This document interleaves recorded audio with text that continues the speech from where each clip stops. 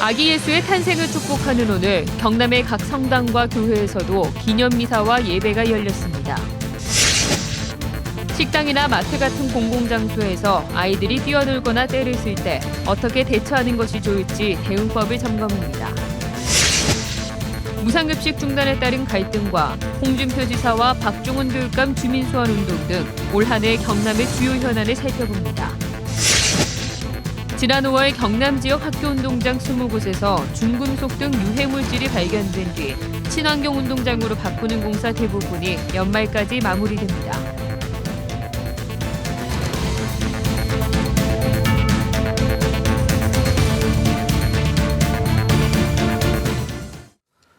안녕하십니까? 경남 소식입니다.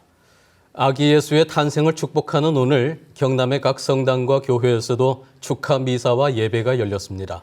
또 축제 현장에는 성탄 연휴를 즐기려는 사람들의 발길이 이어졌습니다. 김소영 기자의 보도입니다. 아기 예수의 탄생을 축복하는 신도들의 기도가 성당 가득 울려 퍼집니다. 지상에 가장 낮고 초라한 곳, 마국간을 택해 우리에게 온 아기 예수처럼 우리 주변에 가난하고 소외된 이웃과 함께하는 성탄이 되자고 당부했습니다. 우리의 삶은 언제나 거대한 프로젝트에 의해서 좌지우지되는 것이 아니라 소박하고 평범하며 일상적인 것에 의해서 좌우된다는 것을 잊지 말아야 합니다. 개신교 신도들도 아기 예수의 탄생을 축하했습니다. 차분한 분위기 속 경건한 기도를 올리며 성탄의 의미를 되새겼습니다. 더욱 뜻깊은 날이기 때문에 또 아이들과 함께 또 더욱 감사하며 또 내년에도 더욱 행복한 한 해가 되었으면 좋겠습니다. 휴일을 맞은 축제 현장 곳곳에는 가족 단위 나들이객들로 붐볐습니다.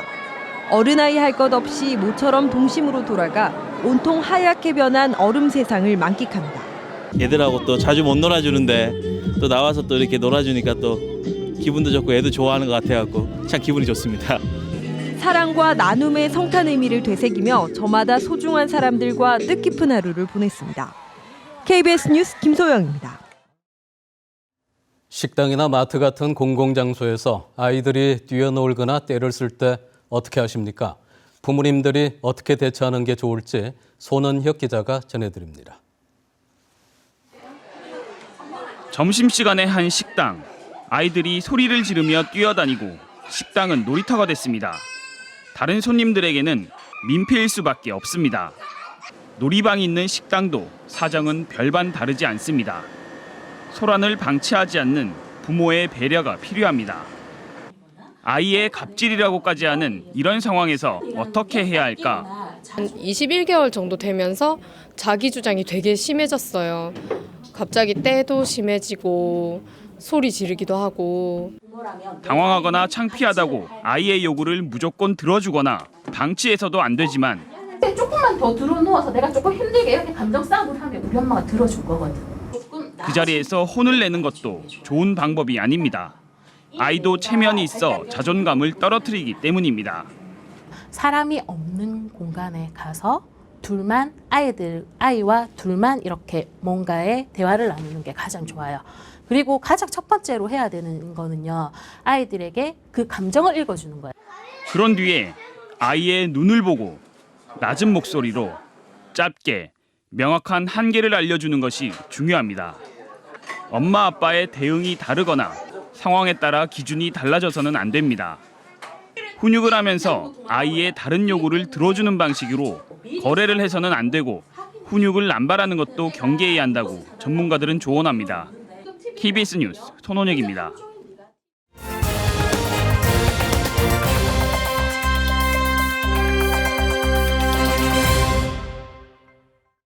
네, 올 한 해 경남에는 정치와 경제, 사회 분야에서 다양한 현안들이 많았습니다. KBS 창원 뉴스는 오늘부터 주요 현안을 정리하는 기획을 마련했습니다. 오늘은 첫 순서로 무상급식 중단 갈등과 이에 따른 홍준표 지사와 박종훈 교육감 주민 소환 운동을 송현준 기자가 되짚어봅니다. 올해 경남의 가장 큰 이슈는 무상급식 중단이었습니다.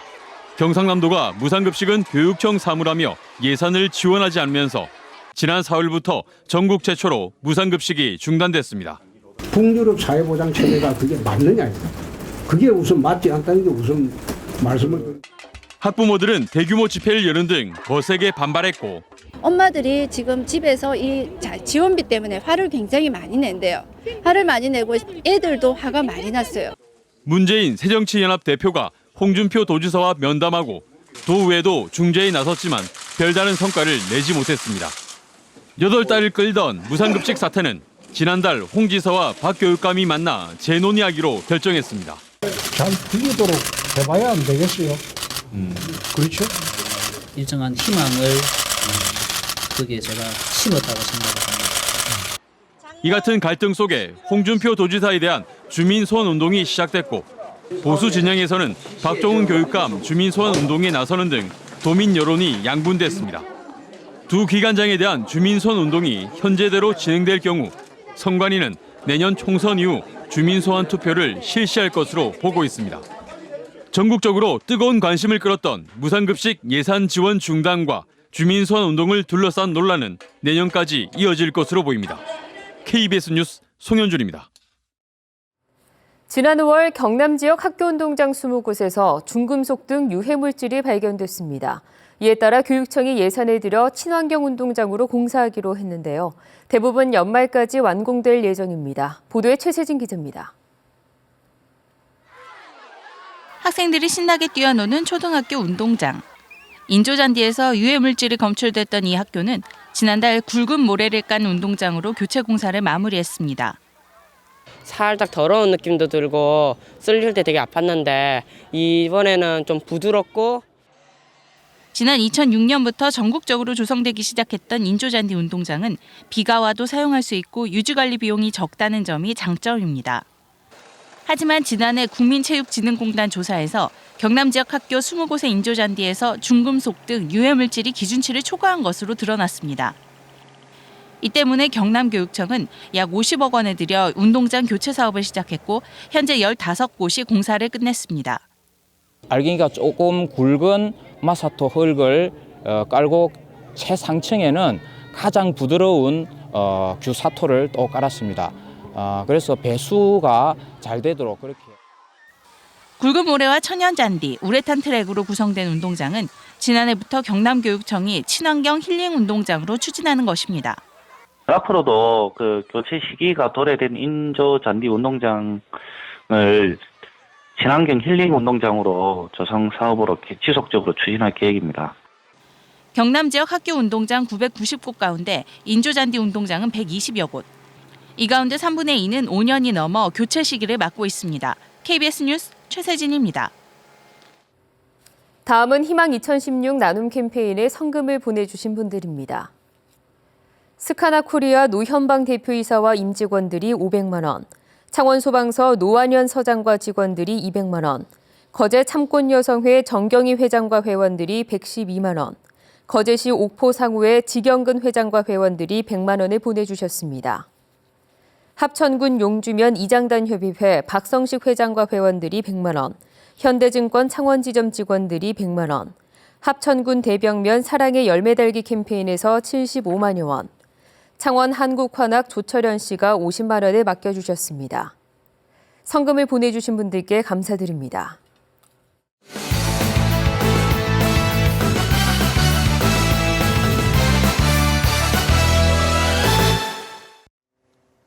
주요 단신입니다. 경남의 지난달 무역 수지가 22억 9천만 달러 흑자를 기록해 울산과 충남에 이어서 전국에서 세 번째로 많았습니다. 한국무역협회 경남지역본부 집계 결과 경남의 지난달 수출액은 37억 8천만 달러로 지난해 같은 기간보다 11.1% 증가했고 수입은 14억 9천만 달러로 지난해보다 26.6% 감소했습니다. 올해 경남의 무역수지 누적액은 239억 6천만 달러로 전국에서 네 번째로 많았습니다. 한국항공우주산업 카이가 우선 협상 대상자로 선정된 한국형 전투기 KF-X 개발 사업이 본격화될 전망입니다. 방위사업청은 카이와 KF-X 개발 목표인 2025년까지 시제기 6대를 생산한다는 계약을 오는 28일쯤 맺을 것으로 보인다고 밝혔습니다. KF-X 사업단은 7, 80명 규모로 외부 전문가 등을 영입해 내년 1월 1일에 출범할 예정입니다. 창원시가 전기차의 장거리 운행 가능 여부를 확인하기 위해 실시한 창원 서울 간 왕복 운행이 성공했습니다. 창원시는 지난 17일 소형 전기차로 환경부의 급속 충전소 6곳을 거치며 창원에서 서울까지 주행한 결과 시간은 5시간, 전기료는 8,000원이 소요됐다고 밝혔습니다. 창원시는 내년에 고성능 전기차가 출시되고 충전 시설이 확충되면 4시간대 주행이 가능할 것으로 예상했습니다. 검찰이 여직원 강제추행 혐의로 기소한 전수명 창원시 의원에 대해 벌금 700만 원을 구형했습니다. 검찰은 시의원 신분으로 여직원을 추행해 죄질이 불량하다며 구형 이유를 밝혔고 성폭력 프로그램 50시간 이수와 신상정보 공개도 재판부에 청구했습니다. 선고는 내년 1월 22일에 진행될 예정이며 공직선거법은 일반 형사사건의 금고 이상의 형을 선고받아야 의원직을 잃는 것으로 규정하고 있습니다.